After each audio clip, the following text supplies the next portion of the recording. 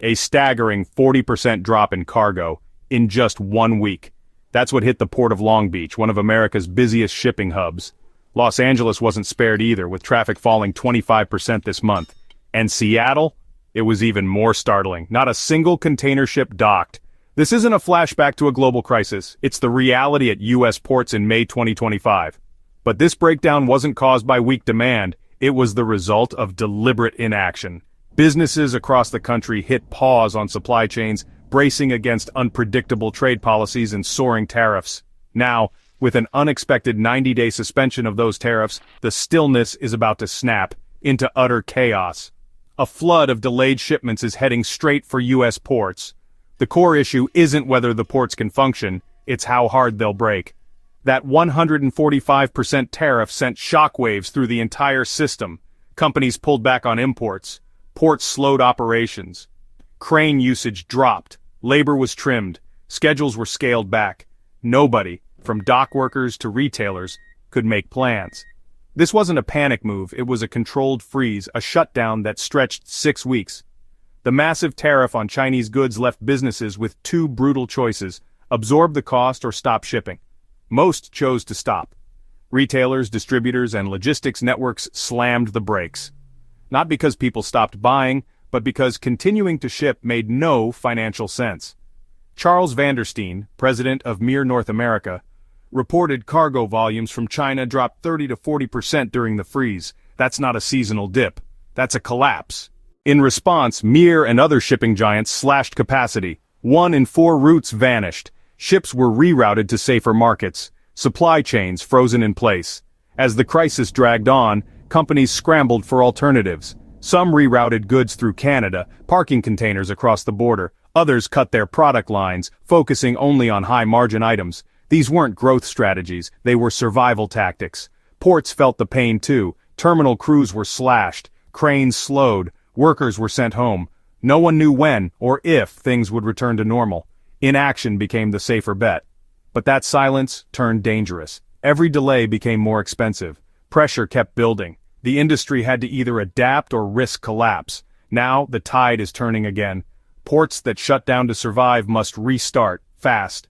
Equipment sits idle, crews are scattered, but a massive surge of cargo is already heading toward them. On May 14th, the US and China made a surprise announcement. Tariffs on Chinese goods would drop to 30% effective immediately, but only for 90 days. It's still high by historical standards, but to many businesses it was a cautious green light. Retailers jumped on the chance. They rushed to place orders, fill containers, and get goods moving. But this wasn't driven by normal shopping trends.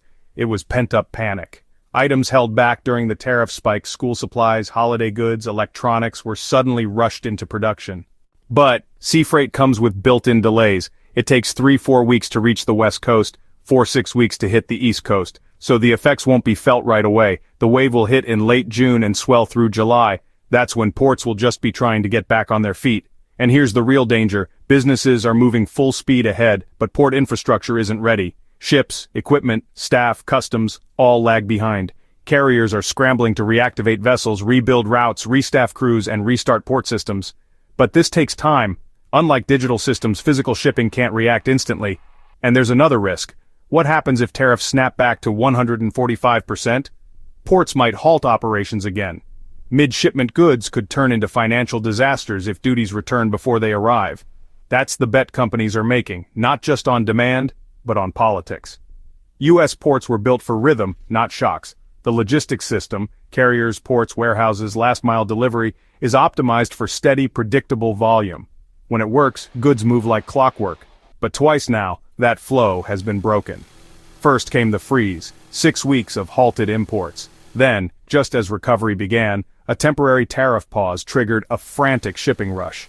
What was meant to offer relief created a tidal wave. The global supply chain had to react instantly to a world it was never designed for, one defined by total uncertainty.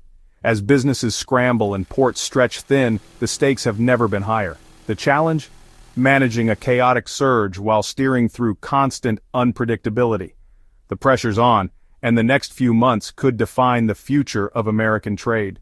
Even in the middle of the turmoil, Major shipping firms like industry leader Mark had already pulled nearly 25% of their ships from US-China routes due to the slowdown. Now, they were scrambling to return those vessels to service. But this isn't a video game, you can't just click and deploy. Restarting these giant ships takes meticulous planning and coordination. The race is on to meet soaring demand. Reintroducing ships means untangling complicated global schedules, moving experienced crews across oceans, and lining up arrivals and departures at ports often weeks in advance. And they have to do it all without causing new problems in other busy ports around the world. It's like solving a traffic jam by rerouting cars through roads that are already jammed. This problem runs deeper than just shipping. Global trade is a complex, interconnected network with unique laws and rules in every region. A single disruption can ripple out thousands of miles. Fixing this requires more than effort. It demands strategic planning, tight coordination, and the flexibility to respond fast.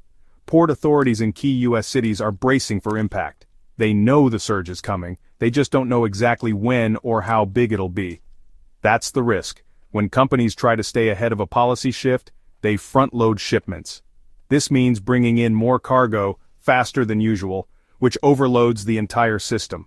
Terminals run out of space, rail yards become jammed, trucks fall behind schedule. Even the workarounds add stress. To move quickly, some shipping lines are sending bigger ships, but those need deeper harbors, more cranes, and longer unloading times. Others are rushing voyages, cutting turnaround time short. That just shifts the bottleneck further down the line. The system was designed for smooth, steady flow, not turbulence, and now, that flow is cracking under pressure. If this flood of cargo hits while new political changes, customs delays, or worker shortages happen, it could mean more than delays. It could cause a full-scale shutdown. But this isn't just about ports and boxes. The biggest danger isn't even the tariffs, it's the volatility. A 30% duty is tough, sure, but businesses can adapt to cost. What they can't adapt to is unpredictability. One week it's a 145% tariff. Then suddenly, a 90-day break. Companies rush to ship, then silence. What happens next? Nobody knows. Trade has become a guessing game. Importers are placing massive orders not because it's smart, but because they're scared that worse terms are just around the corner.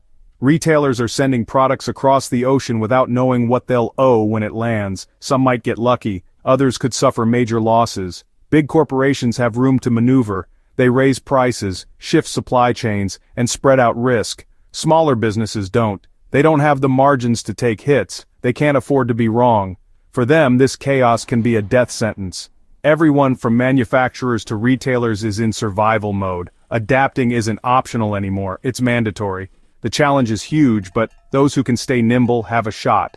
This is what commerce looks like now, uncertain, fast-changing, and relentless. Supply chains used to be proactive, built on stable forecasts, long-term deals, and routines. Now, they're reactive, constantly scrambling to adjust and survive. That stress reaches every layer of the system. Efficiency drops, delays become the norm, anxiety spreads. And behind it all are people. Workers dealing with job uncertainty, truckers waiting unpaid, small business owners making sleepless decisions, ship now and risk losses or wait and risk worse. This isn't just a logistical mess, it's emotional, it's human. Every delayed container is a human story. Families under pressure, businesses in crisis, entire communities affected by a system that no longer feels safe. And right now everyone in that system is being forced to operate blindly. This isn't just a blip, it's a warning. A red flashing light. The system is breaking under the weight of uncertainty. Logistics can handle a lot, but not constant shockwaves. They need consistency to function. Yes, we have the ships, the terminals, the tools. But if every shipment is a gamble, none of that matters. Unpredictable policy swings don't just create delays, they destroy confidence. They make it impossible to plan, and they turn risk into something unmanageable. If the U.S. wants to stay a global economic leader, it needs to treat its supply chain like what it really is. Essential infrastructure, not a political pawn. Because what's arriving at America's ports over the next few weeks isn't just goods, it's the bill for months of uncertainty. And now, it's due.